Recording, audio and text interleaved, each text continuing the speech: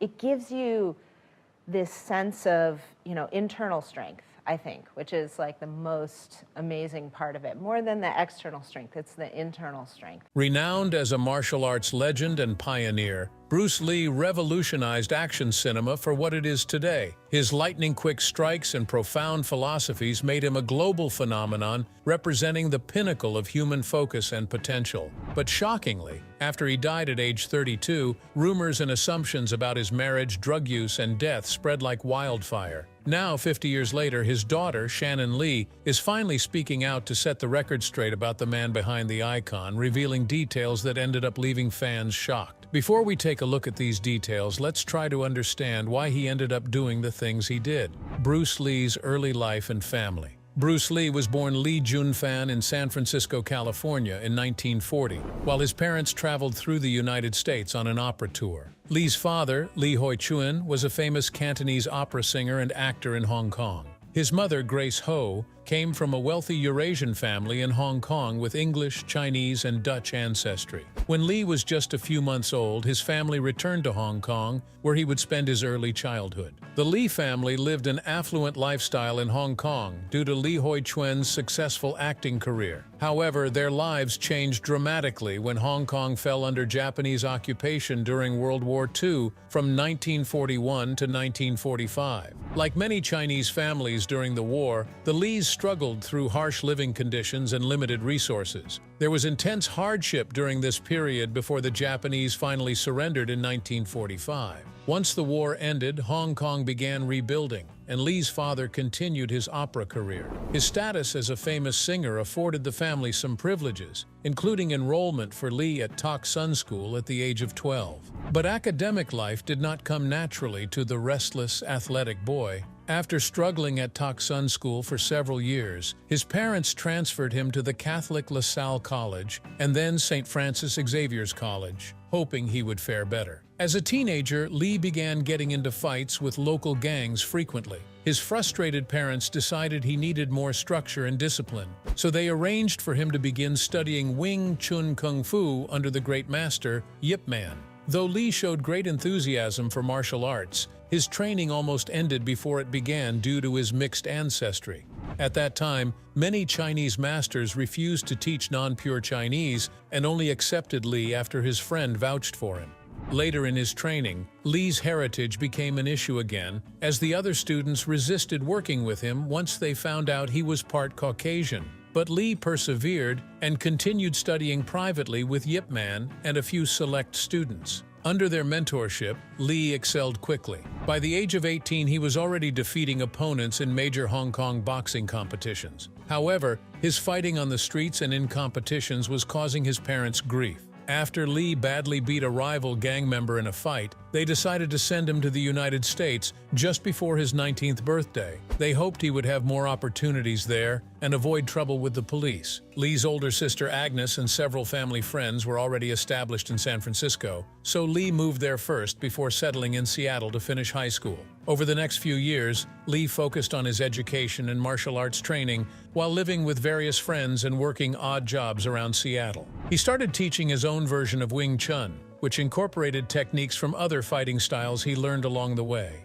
Among his first students were Jesse Glover, who later became his assistant instructor, and several judo practitioners he met through his friend and mentor, James Yim Lee. By 1961, Lee had set up his own martial arts school in Seattle, and also enrolled at the University of Washington, studying philosophy and drama alongside his martial arts training and teaching. But he soon dropped out as teaching martial arts, and developing his own Jeet Kune Do techniques became his overwhelming passion. In 1964, Lee was invited to give a martial arts demonstration at the Long Beach International Karate Championships. There, he performed his famous one-inch punch against volunteer Bob Baker. Lee stood upright with his fist an inch from Baker's chest and delivered a powerful blow, sending Baker flying backward into a chair. Baker later said the pain from that single punch was so intense he had to stay home from work for several days. Around this time, Lee also fought Wong Jack Man, a well-known kung fu master in San Francisco's Chinatown.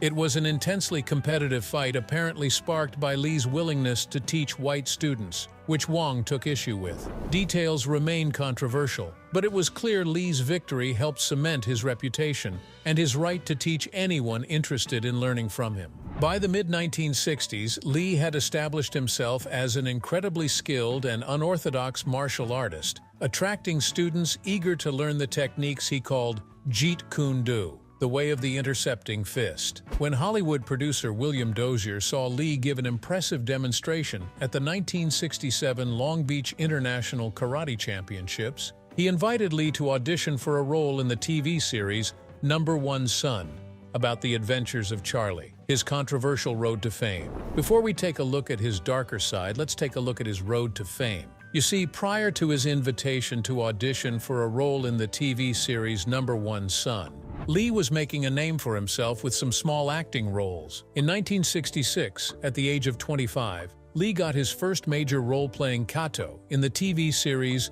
The Green Hornet. This introduced Hong Kong martial arts to many American viewers for the first time. As a professional martial artist, Lee refused to use typical American fist fighting, insisting on employing his Wing Chun techniques instead. This led to innovations like slowing down his blindingly quick moves so they could be filmed properly. Lee became friends with Gene LaBelle, a stuntman on The Green Hornet, and the two exchanged fighting knowledge. Though the show was canceled after only one season, it brought Bruce Lee recognition and planted the seeds for stardom. After the cancellation of The Green Hornet in 1967, Lee found himself lacking direction and out of steady work. He opened a small martial arts school in Los Angeles named the Jun Fan Gung Fu Institute, where he began formulating his own unique approach to martial arts. Lee had become disillusioned with the traditional styles he had learned, feeling they were too rigid and formalized to be practical in real combat situations. He emphasized adaptability and a style of no style,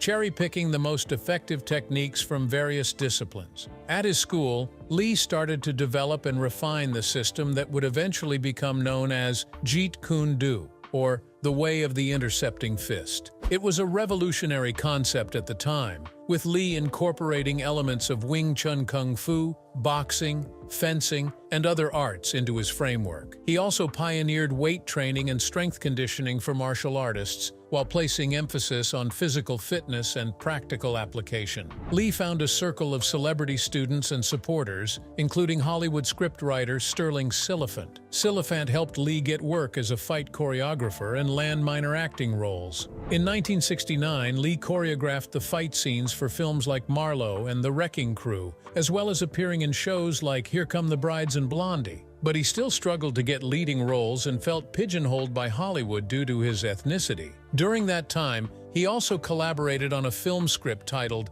The Silent Flute with screenwriter Sterling Silliphant and actor James Coburn. While not produced at the time, it provided valuable learning. By 1971, Bruce Lee had become frustrated with only receiving minor supporting roles. He longed to be a star and display his talents on the silver screen. Producer Fred Weintraub suggested that Lee return to Hong Kong to make a feature film, which he could showcase to Hollywood executives. At first, Lee did not realize he had become a celebrity across Asia from his performance in The Green Hornet, which had been unofficially dubbed The Kato Show when it aired on Hong Kong television. After negotiations with major studios like Shaw Brothers, Lee signed a two-picture deal with upstart studio Golden Harvest. The first of these, The Big Boss, was released in 1971. In it, Lee plays a young Chinese man who moves to Thailand and ends up fighting against the illicit drug trade. The film featured Lee's artistic martial arts skills as well as his philosophy, showcasing his talent for the first time as a leading man.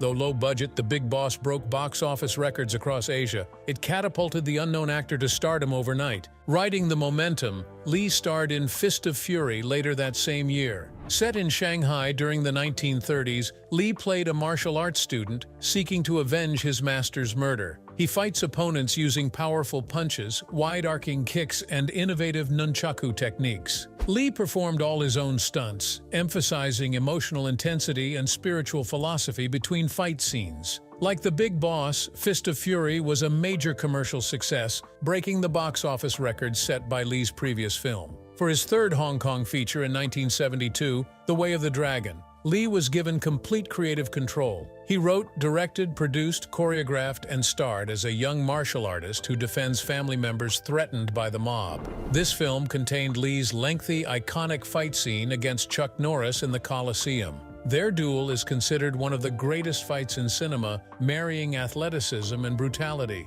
The Way of the Dragon took in a staggering 5.2 million Hong Kong dollars, Lee's highest-grossing film ever. Now a bona fide movie star, Lee formed his own production company called Concord Production Inc. with Raymond Chow. His next endeavor would be his first Hollywood co-production, 1973's Enter the Dragon. This was the first kung fu film produced by a major Hollywood studio, Warner Brothers, set on an island hosting an international fighting tournament. Lee played a Shaolin monk recruited to spy on the proceedings. Enter the Dragon was a global phenomenon, earning over $90 million worldwide. It cemented Lee as a martial arts legend and sparked a worldwide kung fu craze. Tragically, just days before the premiere of his biggest hit, Bruce Lee died at age 32. Though his meteoric career was short-lived, Lee became an international icon and introduced Chinese martial arts cinema to the mainstream. He pioneered martial arts choreography for the screen, using innovative camera angles and editing techniques. Lee emphasized emotional characterization and philosophy alongside physical technique. Even after his shocking death, Lee's legend continued to grow. Unfinished footage he had shot for his last film, Game of Death, was later cobbled together by Golden Harvest using look-alike actors, stunt doubles, and existing Lee footage in 1978. In the 1990s and 2000s, interest began to rise in Lee's unique martial arts and philosophical perspectives. His writings on topics like self-actualization and emotional liberation were found inspiring by many. Bruce Lee bridged the gap between Hong Kong action cinema and Hollywood like no one before. Lee's films made the Hong Kong film industry globally prominent. He paved the way for future martial arts stars like Jackie Chan and Jet Li. His groundbreaking fight choreography has been studied and imitated by filmmakers ever since. Bruce's family, romances, and infidelity. While studying at the University of Washington, Bruce Lee met Linda Emery, a fellow student. Interracial marriage was still banned in many states at the time, so they wed in secret in August 1964. Together, they had 2 children, Brandon, born in 1965, and Shannon in 1969. Yet behind the scenes, Bruce was still a flawed human like anyone else. He struggled at times with the temptations that came with fame, not always remaining faithful to Linda despite their close bond. She heard all the gossip swirling about his affairs, but chose to turn a blind eye rather than confront it. Actress Sharon Farrell later fondly described a passionate tryst with the martial arts legend at the height of his fame. Still, Linda remained devoted to Bruce. On the day Bruce died, he was with actress Betty Ting Pei, fueling public rumors. But Linda staunchly defended her husband even after his passing, standing by the intimate love they shared. In a letter rebutting sensationalized claims about his death, she made it clear that as his wife, she knew the real Bruce, not the exaggerated media myths. Their marriage weathered its storms to still shine bright in her memory. Linda was devastated when Lee suddenly died in 1973 due to an allergic reaction, but she worked tirelessly over the decades to continue promoting his art of Jeet Kune Do and manage his estate. She wrote an intimate biography of her late husband in 1975, which became the basis for the 1993 film Dragon, the Bruce Lee story. Their son Brandon inherited Bruce's passion for martial arts. As a child, Brandon learned directly from his father and visited him on set. He grew determined to follow in Lee's footsteps as an action star. After some early roles, Brandon was tragically killed in 1993 at age 28 by a prop gun accident on the set of The Crow, eerily similar to how his father passed. Shannon was only 4 when her beloved father died. She later studied Jeet Kune Do under her father's students to connect with his legacy. Though she focused on acting at first, Shannon became more dedicated to martial arts in adulthood. She now heads the Bruce Lee Foundation, managing her father's estate and promoting his teachings. Linda has since retired from the foundation,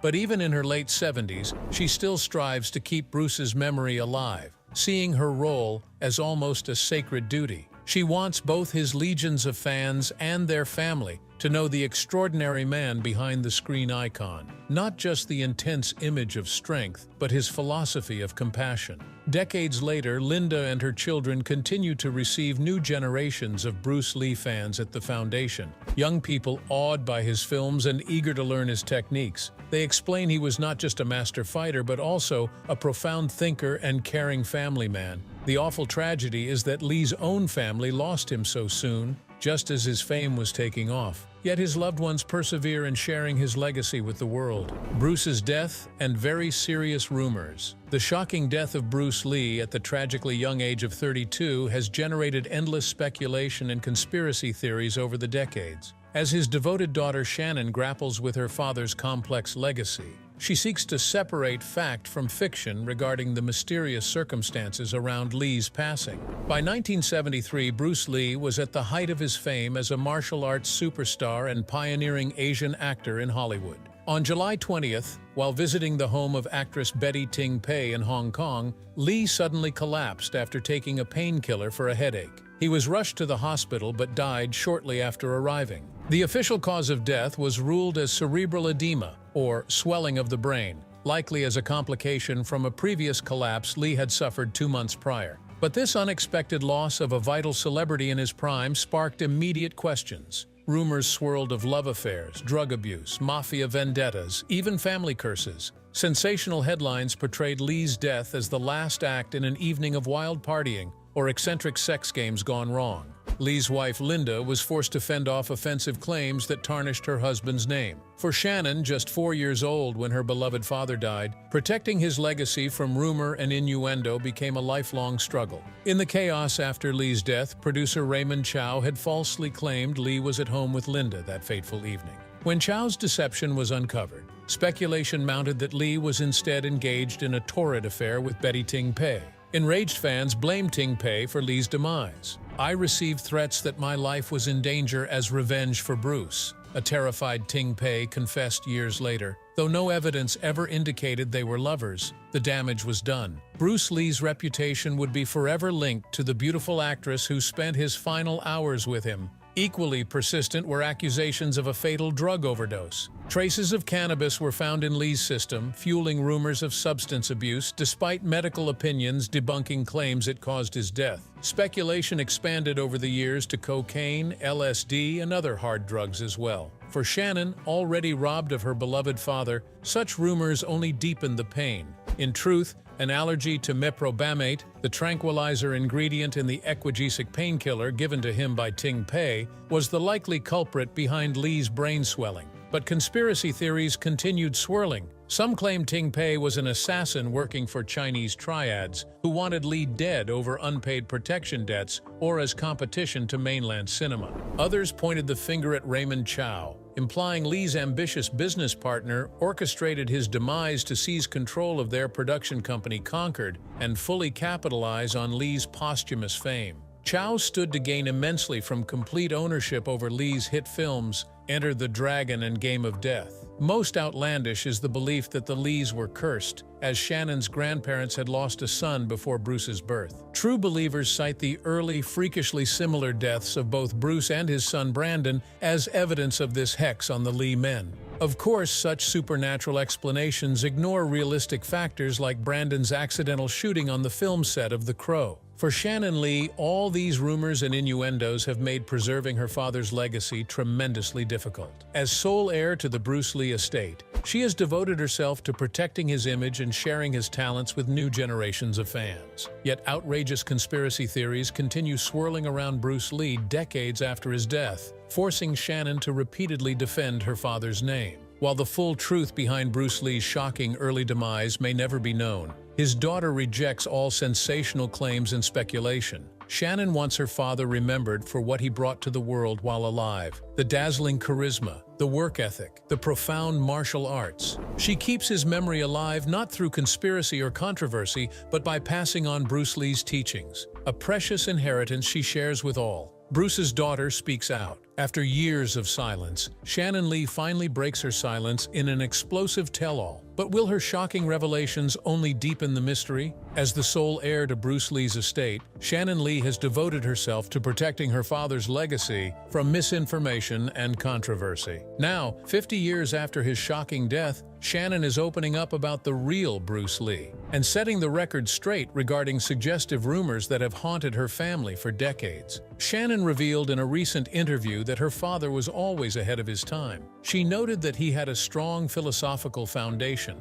and believed in constant personal growth, implementing timeless principles into his life. Shannon said that her father exercised his mind as rigorously as his body. She explained that he had the ability to direct his mind to manifest what he wanted. Shannon thinks that is why people see him as representing boundless human potential. It's very invigorating. However, Shannon pointed out that not everyone has embraced Bruce Lee's legacy. She called out director Quentin Tarantino for his portrayal of Lee as an arrogant asshole in his 2019 film Once Upon a Time in Hollywood. While Tarantino defended this as creative license, his subsequent comments further enraged Shannon. Shannon explained that in the film, Tarantino depicts Bruce losing a fight to stuntman Cliff Booth. But in real life, Cliff would never have stood a chance against her father. Shannon said Bruce Lee was a real fighter with actual documented wins. She added that she's tired of white Hollywood, portraying him as some kung fu stereotype when he was the real deal. She also slammed Tarantino's implication that,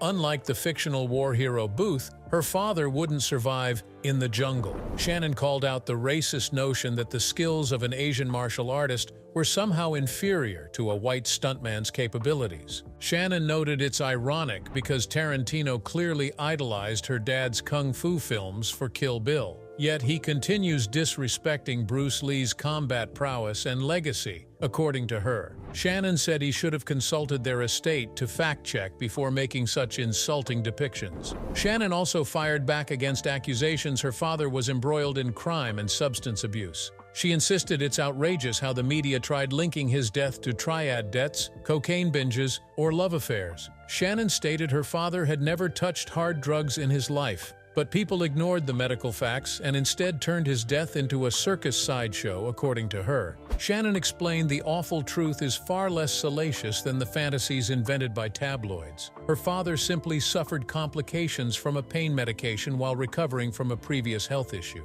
Shannon insisted that her father's death was an unfortunate allergic reaction, not a drug overdose or immoral scandal like detractors had claimed. She said that their lies had deeply hurt their family. She described surviving such rumors and innuendo as her lifelong struggle as Bruce's devoted daughter. Shannon seems definitely not interested in conspiracies and controversies. She declared that she shared his talent and teachings to keep his true spirit alive. She rejects sensational claims, instead passing on Bruce Lee's profound philosophies and tireless drive, the authentic attributes that made him legendary. She said proudly that 50 years later, people still see her father as representing the best in human achievement and ability. But she worries that those who actually knew him are disappearing, letting others define his complex story. So Shannon explained she is here to speak the truth about Bruce Lee's life and his awesomeness. What do you think about Bruce Lee? Make sure to subscribe to the channel and let us know. Thanks for watching.